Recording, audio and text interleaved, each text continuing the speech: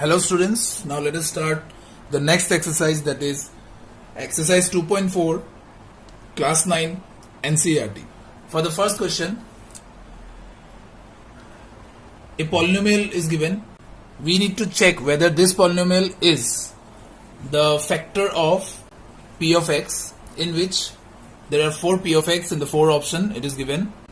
Let us take the first option, that is x cube plus x square plus x plus 1. Now see here students, what we will do here, we will actually put this polynomial in front of 0, because the 0 of this polynomial and 0 of this polynomial will be equal if x plus 1 is the factor of this polynomial. Have you got my point? 0 of both the polynomial will be equal. So I will put the 0 of this polynomial in this p of x. Okay. So 0 of the first polynomial is obviously minus 1, and therefore the p of minus 1 will be equal to 0. Yes. So since the remainder is, we are getting 0, that means x plus 1 is a factor of the polynomial p of x. Understood? The remainder needs to be 0. That means x plus 1 is the factor of polynomial p of x. Understood? Now this is called factor theorem. See student, factor theorem is just the opposite of remainder theorem. Okay, I will give you the statements for factor theorem and remainder theorem both in one slide.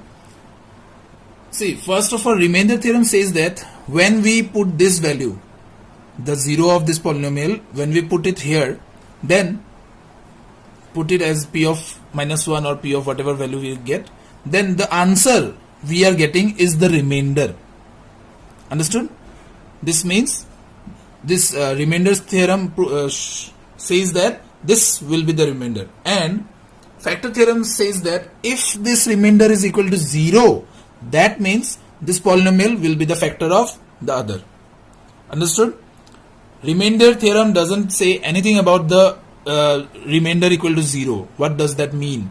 That part is covered by factor theorem. That's it. Okay, it is just an extended version of the remainder theorem. Understood? So by factor theorem we can say that x plus 1 is a factor of x cube plus x square plus x plus 1.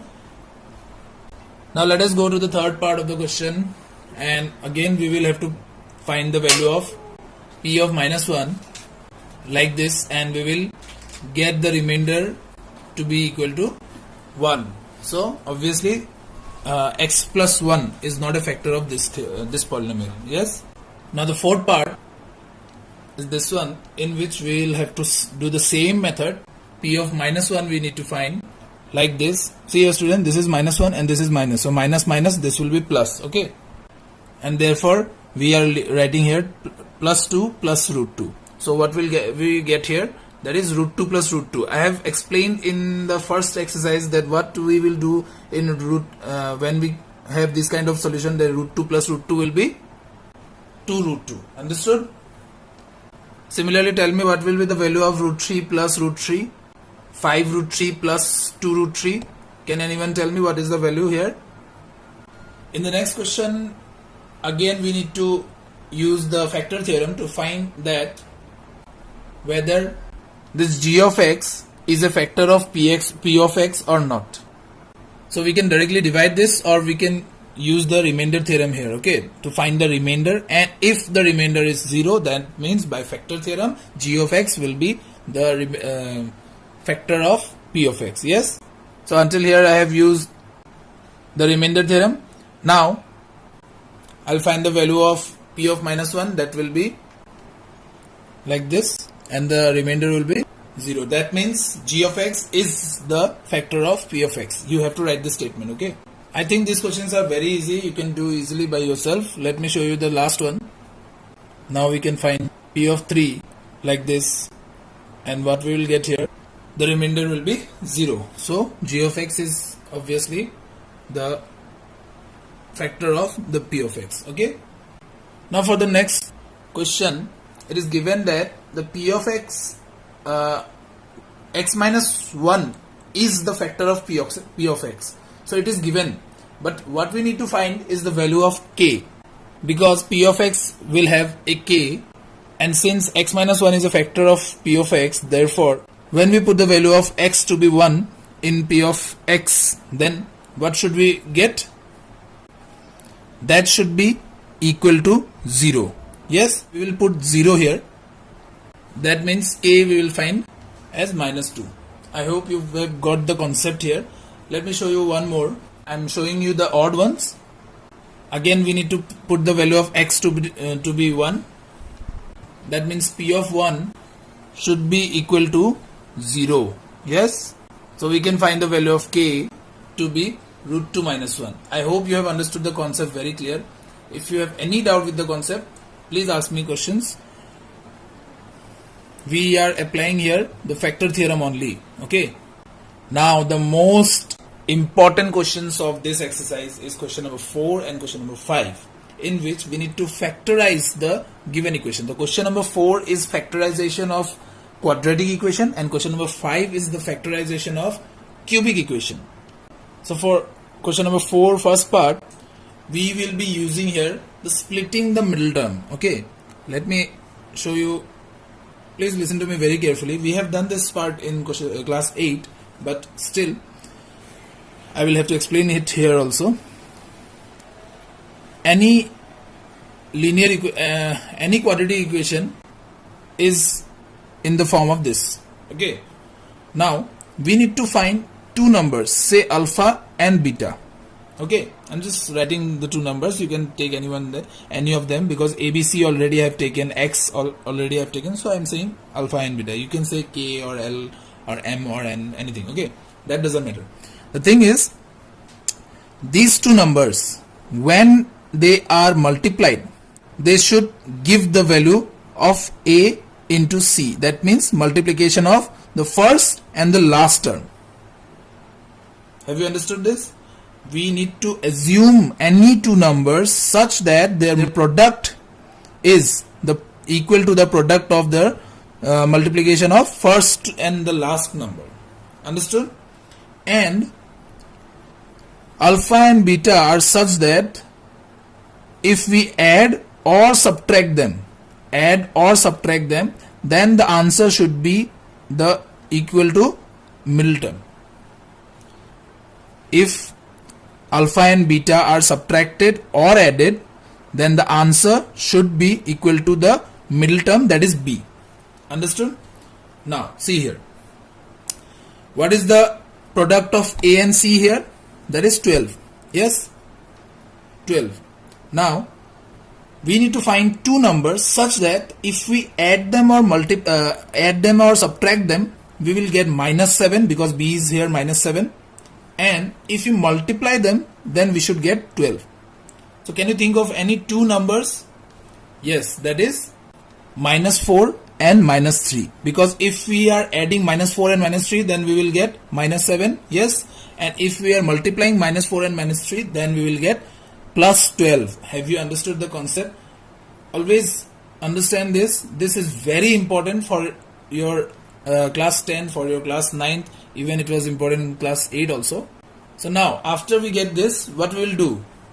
As the name of the method suggests, we will split the middle term in such a way that we will write the two numbers here, so that the sum is equal to the middle term and the product is equal to the product of the extreme terms. Okay. Now there are 4 terms, and we will be separating these 4 terms as the first 2 terms and the last 2 terms. Okay. So what do you see common in first 2 terms? That is 4x. Yes. And when we are taking common 4x, then what is left inside? Yes, 3x minus 1 will be left, because 4x into 3x is 12x square, and 4x minus 1 is minus 4x. Yes, understood? Now listen to me very carefully. You will just write this term here. You will repeat this term, whatever is left after taking common here, because these two terms will have to be equal. You have to get the terms to be equal. If you are not getting it equal, then your method is wrong, or the question is wrong, something is wrong. Okay, so now you think what should be multiplied to this term to get the upper term, the above term. So can you think of a number that is multiplied to this term so that we will get minus 3x plus 1? Yes, that is minus 1. Understood? If you have not understood, please repeat the video, please watch it again and again, okay? Because this is very important. Now what we'll do, we'll just write the repeated terms once and rest of the terms once. So this is our answer. It is very easy method if once you understand it deeply, okay? Now for the second part, we need to assume two numbers such that their product is 2 3s are 6 and the sum is 7. So obviously the numbers are 6 and 1, okay, because 6 1s are 6 and 6 plus 1 is 7. I hope you have got the concept how to find these numbers. If you can't find this number, then write the factors. Let me show you here. So 2 into 3 we need to do, that is actually 6. So you write all the pairs of factors to find 6. That is 1 is 2 and 3 and 1 is 6 and 1. Can you have any other pair that will give the product to be 6? I don't think so. So if we are adding or subtracting 2 and 3, can we have 7? Never. If we are adding or subtracting 6 and 1, can we have 7? Yes, of course.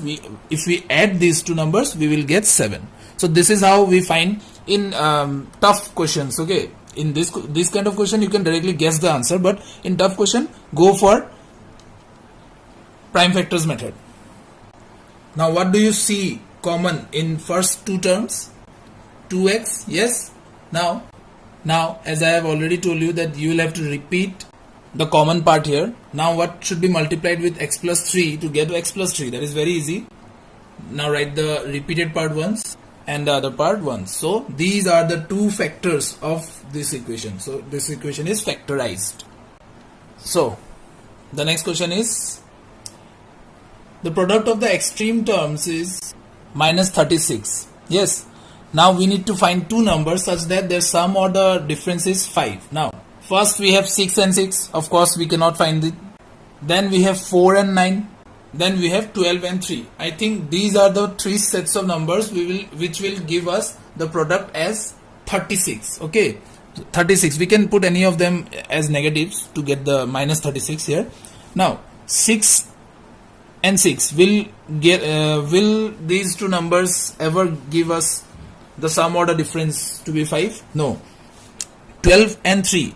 12 minus 3 we will get 9 and 12 plus 3 obviously not 5. So these are the numbers, when they are subtracted we will get 5. Now we need plus 5 here, okay?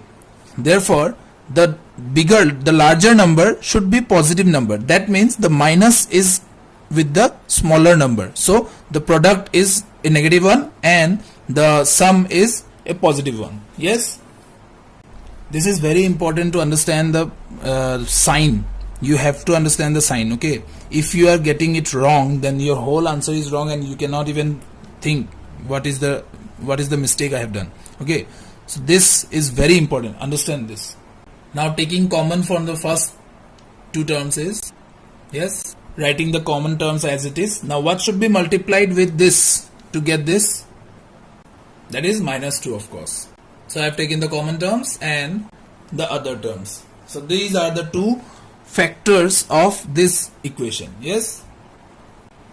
Now just comment what should be the two numbers alpha and beta to get the value, to get the middle term to be minus 1. Can anyone comment? So I have split this video into two parts so that I can explain more in details. Okay. So watch the next video for the last question.